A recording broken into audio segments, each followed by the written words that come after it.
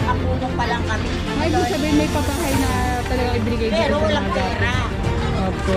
Sa ano yun, sa garay. Kaya lang, siyempre sa mga nangailangan rin namin, naiyan rin namin. Dahil balikan niya.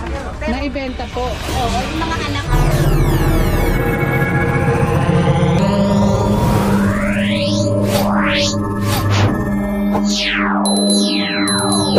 dapat maganda yan. Makitang gibang-giba na talaga, wala nang makikita ang bahay. Hindi. Gigibayin ka praso, tatakban. Bahay ko to. Eh yung iba nagkaka-splitan. Diba? Ma'am? Bahay na nila. O kayo, sabi nila, mahabol pa ba nila eh? Nasa Cavite na kami.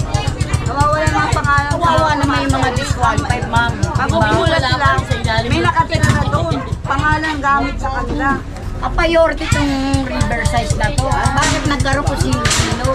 Katulad dito, may pangalan to. Pareho yung pangalan, nakatira na sila.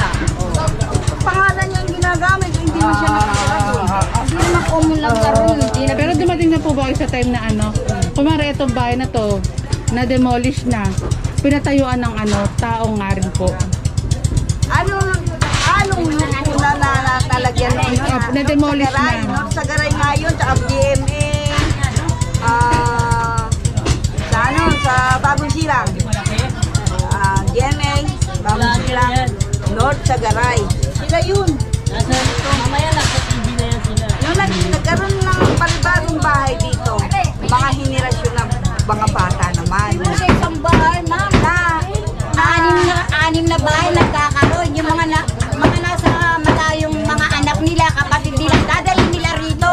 Lilista yung mga pangalan ko mo nasa master list. Diba? Nakakaingit nga na, hindi man naingit. Kaya mga anak ko wala rin. Yung iba rin dito, disqualified. Ano yun? Sila Ano yun, Nay?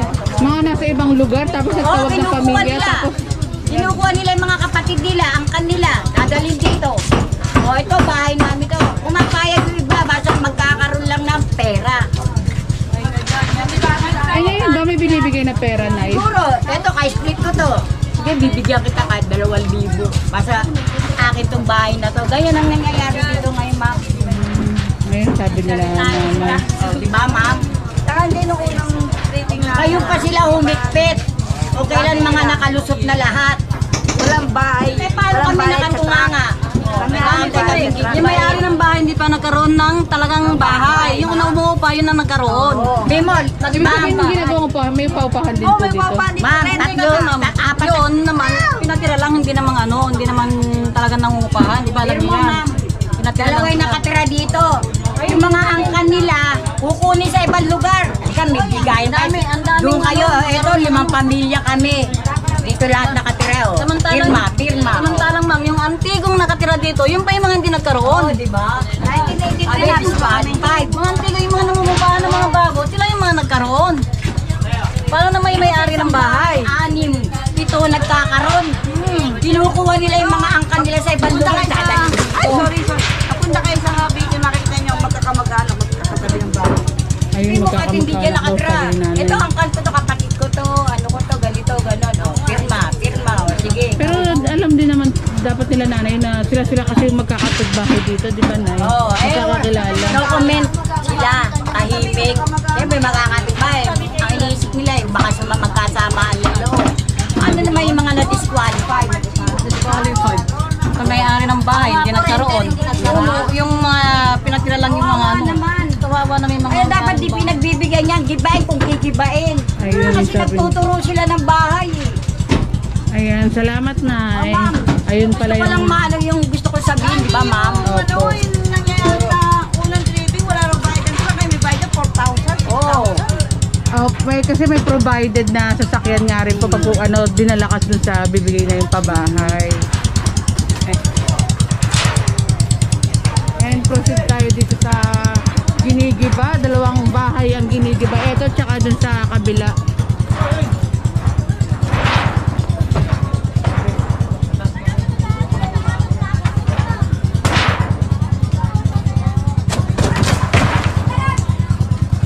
Ibakan sa Kapulong. Ang ganda na ano, no?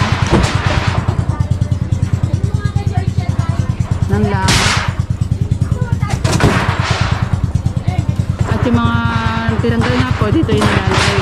And dun sa part 1 natin, sabi ni Sir, dadalhin daw itong mga to sa bahay na ibinigay sa kanila.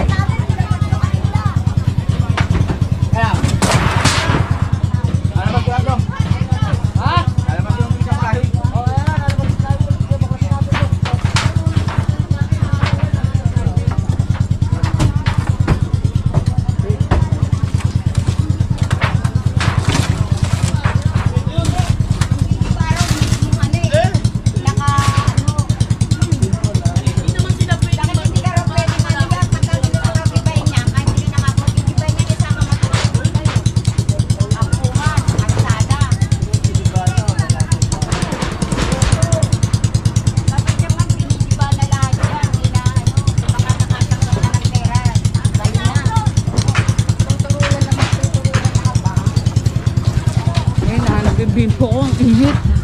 Pagkatapos lang natin ang massive clearing operation mga kabungis-gis. Ngayon, yung ating demo wala pang ano. Pagkatapos ng massive, diretso naman dito, magde-demolish.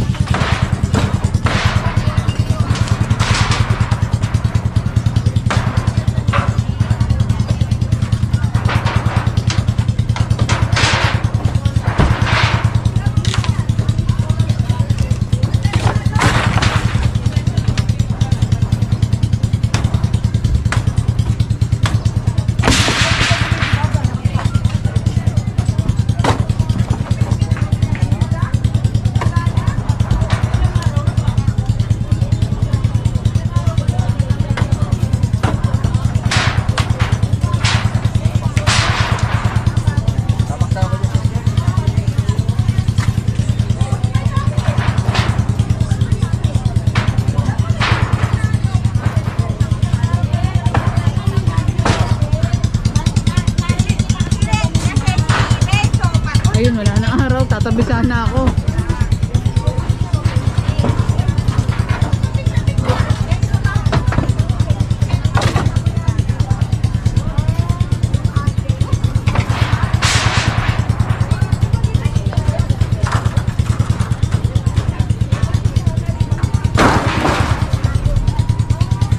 Grabe, ang ganda ng ano, clouds, oh.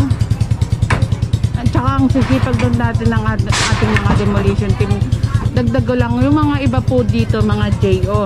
Sana yung ating mga demolition team, kasi ang tagal na nga rin po na itong mga to, sana maging regular din po sila kasi grabe ang sipag po niya pag demolition. Walang ano yan, turuan. Minsan kasi wala lang naman mga kabungis para sa akin. Minsan nakakatamad din naman, pagod na, uhaw na. Pero yung ating demo, napansin ko, simula na nung sumama tayo sa demolition. Tapos nag-clearing pa, nagde-demolish pa sa may ano, sa sementeryo. At taas-taas noon, wala yung ano, turuan system, ikaw na, ganyan-ganyan. Ito talaga, diretso talaga sa trabaho ang ating demolition team. Grabe, sobrang sisipag yan. Kaya kung ano, sana maging regular din po yung mga demolition team natin. Kung pwede nga lahat maging regular, gawin ng regular kasi sisipag po talaga. With or without gloves, with or without ano, talagang giba akong giba. Ang init.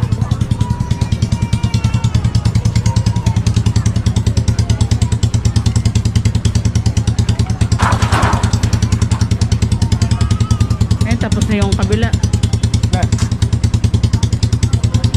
Again, kagagaling lang yun ng massive, ha? Ibang klase talagang demolition team. Oo, ang tulog nun, ha?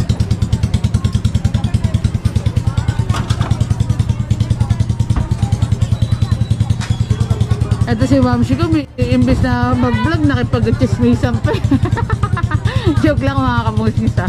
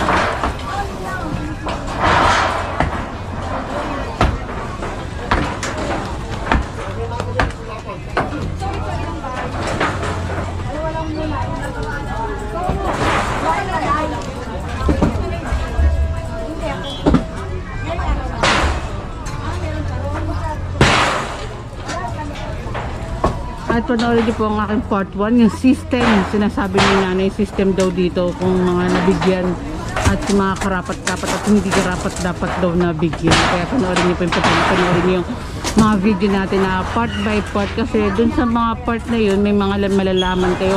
Hindi lang naman po tayo video pinapakita ko sa inyo, kundi nag-i-interview din tayo para alam niyo yung mga nangyayari dun sa video na yun.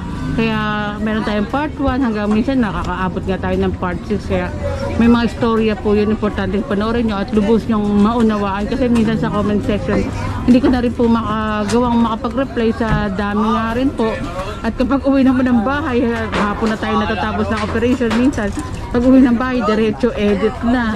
Kaya mga kabongs, pasensya na kung hindi rin ako makapag-comment din po or makasagot sa mga message niya, pero hina-heart ko po yan. Kaya maraming salamat po sa palagi yung panonood ng Busilak's Diary. And dito ko na tinatapos ang aking vlog. Like, comment, share, and subscribe. Ingat po kayo palagi mga kabongs. God bless us all.